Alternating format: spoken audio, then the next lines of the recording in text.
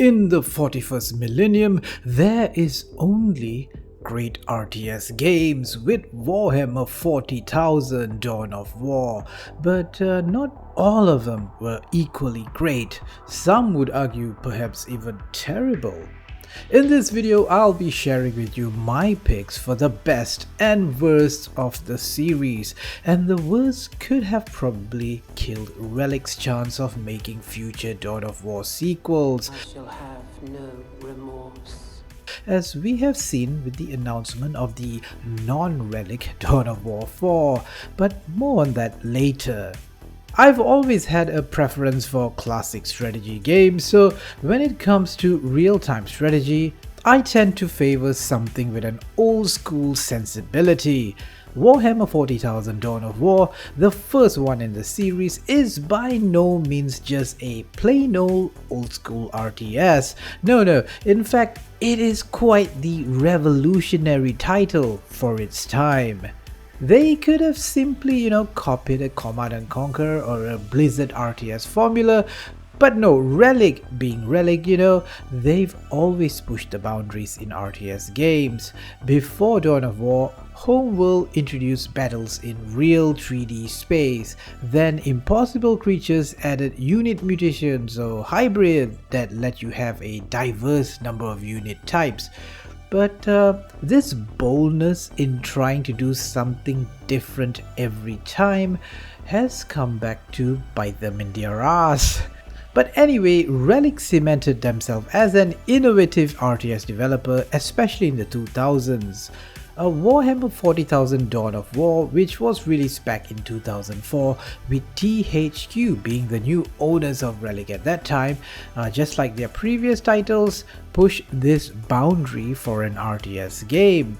Dawn of War, if I recall correctly, may just be the first or one of the first RTS games that ditched the whole build single units to focus on training up squads of infantry. This is a major change from previous RTS games. Squads now allowed for more versatility, as you could equip a few individual units with different weapons. And they were a lot more hardy and lived a lot longer. It gave them more firepower, more significance on the battlefield. I mean, it also makes sense for an RTS set in the Warhammer 40,000 universe to be about squads and squad customization. It makes sense. And even if there may be a lot of units on screen, managing them all, upgrading them and reinforcing them was as easy as just clicking on these tiny icons. It never felt too finicky or micro-intensive. It was a lot easier to control, more streamlined than say even StarCraft, but by no means does that mean it's an easy game or lacks gameplay depth.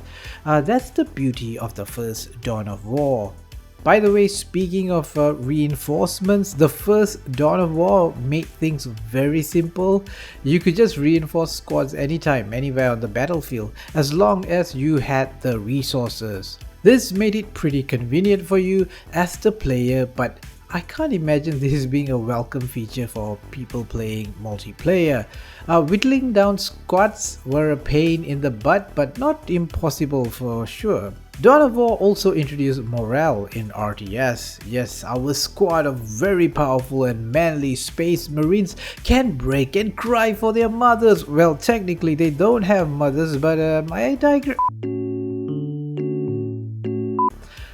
Broken squads have worse aim and may inflict lower damage, so you want to make sure they are reinforced from heavy losses. The morale system added a new layer of tension, and it was something Relic would refine later in Company of Heroes.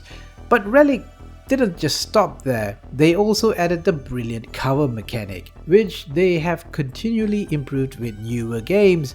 This was a great idea, which meant squad placement mattered more than just rushing to the enemy base. Much improved in Dawn of War 2 and Company of Heroes, with other objects imparting cover. You could even destroy cover. It made the game feel a lot more alive, more realistic, more tactical than most other RTS games. This is a core feature that truly differentiated a Relic RTS game, something I'll get to when I talk about the worst game in the series. Dawn of War's mechanics just make for a very fun RTS game and fun battles. It's not overly cerebral, to be honest, or requires the brain power or insane micro of an RTS world champion, but damn was it good.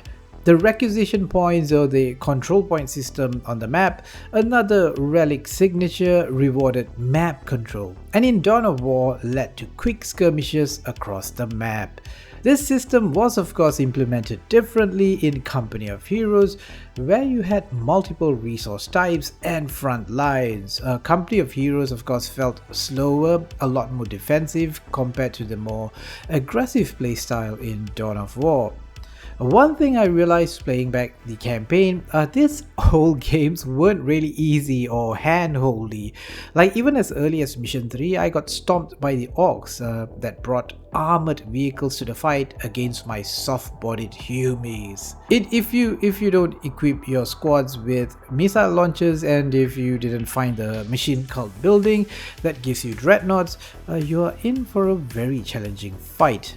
So a lot of times I'd have to attempt a mission more than once. Okay, maybe I'm not a god at RTS games, but it's certainly different from newer games that have a more gentle ramp in difficulty. These older RTS games like Dawn of War may have uneven difficulty spikes. I know plenty of people would say this as a negative thing, but for me, it's part of the nostalgia, the allure of playing an old RTS. Dawn of War also introduced Relic's first dynamic campaign in the Dark Crusade expansion, which a lot of people like and some of you don't, but that's okay. It adds an interesting twist to the single player campaign that perhaps has become a bit too linear. Now personally for me, I just love Dark Crusade because it introduced the OP Necrons. Just loved rolling around with them with their death pyramid and destroying everyone on the map. Now, many of you, dear viewers, may pick Dawn of War 2 as your favorite. You folks are very smart people. It's a very good game indeed, I'll give you that. But it's also a very different game. Dawn of War 2 is a lot more like a real-time tactics game, an RTT, rather than an RTS. It's also a lot of fun, but as I said, I like the more traditional RTS approach, especially in Dawn of War. Now, I'm not saying that base building is the only core component that makes an RTS an RTS, which is of course missing in Dawn of War 2, but what exactly is an RTS? How do you define it? That's probably a topic for another video. By the way, if you think this format of me covering the best and worst of strategy games is a cool idea, do give this video a like. I'll be doing more videos like this, so appreciate the subs too. Thank you kindly. For the worst Dawn of War game, I guess many of you watching this video won't find much of a surprise with Warhammer 40,000 Dawn of War 3. This is where everything falls apart. Brothers, rise! We have orcs to kill! For the Emperor! A game at the point of announcement gamers were excited for, but the more we got to know about it and when we actually played it, when it was released back in 2017, oh boy, we all got to see how Relic completely dropped the ball with it. You see, to my point about base building, this alone doesn't make a great RTS. Relic mentioned they wanted to bring the best features of Dawn of War 1 and Dawn of War 2, but I guess somebody forgot to share the design documents of those two classic games with the game director. It's not just about base building or special hero powers, but I gotta admit some of the structures in Dawn of War 3 were cool, no doubt. I'm looking at you, the orcs, but overall they were bigger problems than the rather basic base building. Dawn of War 3 is a curious case of reinventing the wheel that didn't need any reinventions. They took inspiration from all the wrong places and delivered a game that no fan of Dawn of War actually wanted. And why exactly did Relic decide to drop features that are their signature in the Dawn of War series? Like there isn't any cover in Dawn of War 3 other than that gamey mechanic of these shielded cover zones thingies. I mean, convenient, but that's not realistic, is it? What the hell were they thinking? As I mentioned previously, I really like the cover mechanic and how Relic evolved this in Company of Heroes. If they incorporated, let's say, this cover 2.0 mechanic, map design would have mattered a lot more. But they didn't. They murdered the cover mechanic in Dawn of War 3. Yes, actual homicide, someone called the cops. This is just a really odd design decision. Now it's all about larger than life elite hero units. Yes, quite literally larger than life. Dawn of War 3 moved closer to being a MOBA, a battle arena game where your squads felt like mobs and your elite heroes felt like gods that can't be killed by regular troops.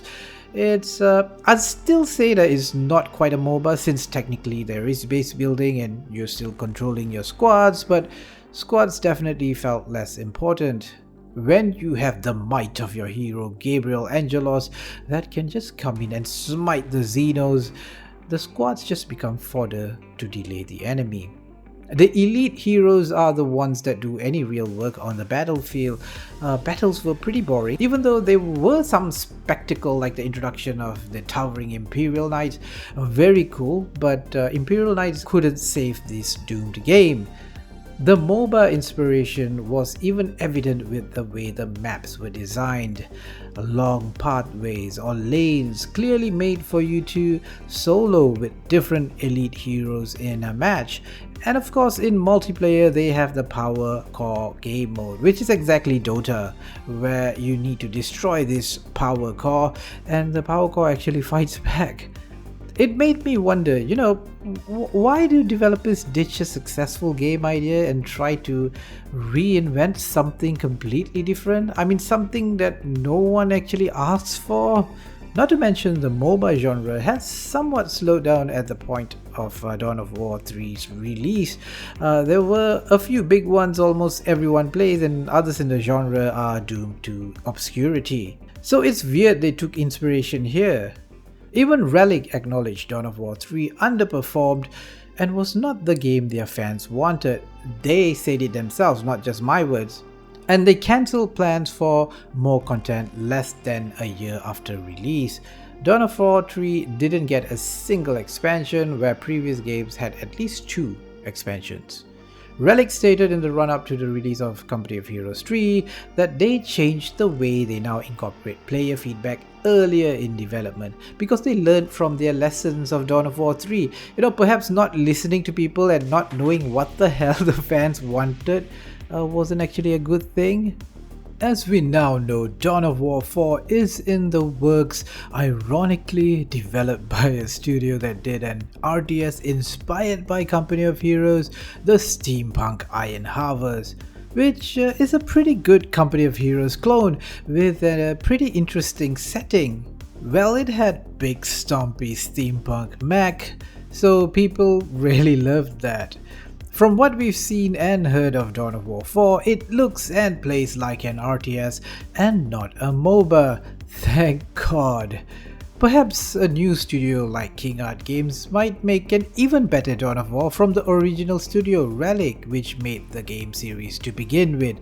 Yeah, that's possible. I mean, we've also seen this happen with Space Marine 2, which, you know, Relic worked on the first game. Poor Relic.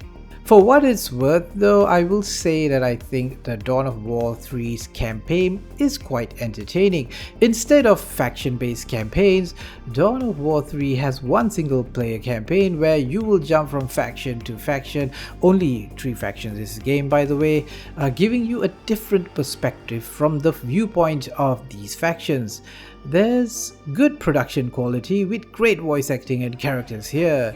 Is secure. Our hope was that killing this wall boss would destabilize the orcs. However, this Gorguts that orchestrated the deed is already poised to replace him. I think Dawn of War 3 is worth just dabbling in this campaign. You'll probably find the game discounted from time to time. Just think of it as a Warhammer 40,000 story, not related to the Dawn of War game. Don't think of this as a Dawn of War game. Relic Entertainment today is in a phase of rebuilding itself. They've gone independent and will have to be a lot more on point with what their player base wants. They still have Company of Heroes and whatever small indie game they are developing next, which, while not as exciting as their bigger RTS fare, it doesn't have to be a Company of Heroes level of success. But in the overall illustrious history of Relic, Dawn of War 3 would go down as, I believe, their biggest failure. Anyway, do tell me in the comments what's your favorite Dawn of War and why, and have you played Dawn of War 3? What did you think of it? If you haven't checked out this video, I talked about Paradox Interactive's next major releases, which might be at their best and worst. Check this video out. Thanks for watching and farewell, noble friends.